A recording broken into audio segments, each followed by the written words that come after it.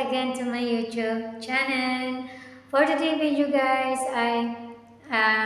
may share ako sa inyo and tips para hindi kayo ma-scam sa GGives. Tip number 1, unang-una guys, wag po ninyo ibibigay yung OTP ninyo kapag nag-transact kayo ng GGives. Tip number 2, saan nga ba natin pwedeng i-convert yung ating GGives? And unang-una guys, kailangan nyo pong maghanap ng seller sa TikTok na pwede nyong kausapin na magpapatrade kayo ng inyong GGives. Tip number 3, kailangan po with TikTok is not allowed to cancellation. Kasi kapag kinancel po ninyo yung order ninyo doon sa TikTok and gamit po si GGives, mababalik lang po din yung pera natin papuntang GGives. So, tip number 4, kailangan po yung kinausap ninyo na seller ay legit po siya and not a scammer. And tips number 5, kailangan updated po yung seller na kinonvertan ninyo hanggang sa maibigay niya po yung pera and mahatid po yung parcel ninyo into your house. Wow! So, yun lang guys, no? And sa mga wala palang kakilala ng seller and walang kakilalang TikTok shop seller, maaari po kayong lumapit sa akin and tutulungan ko po kayong i-convert yung GGives ninyo into cash. And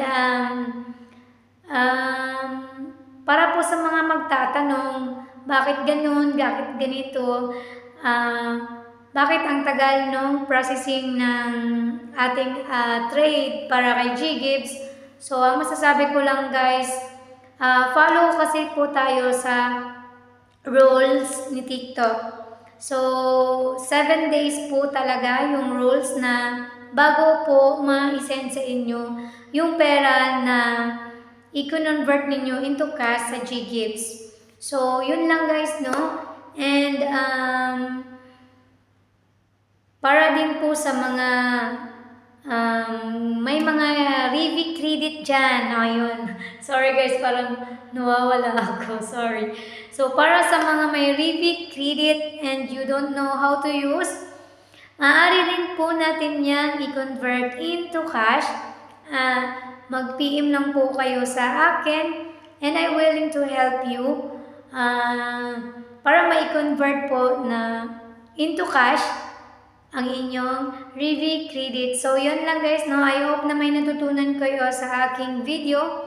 And, ilalagay ko rin din po dito yung proof na legit po yung pagtitrade natin sa GGives. So, yun lang guys, no?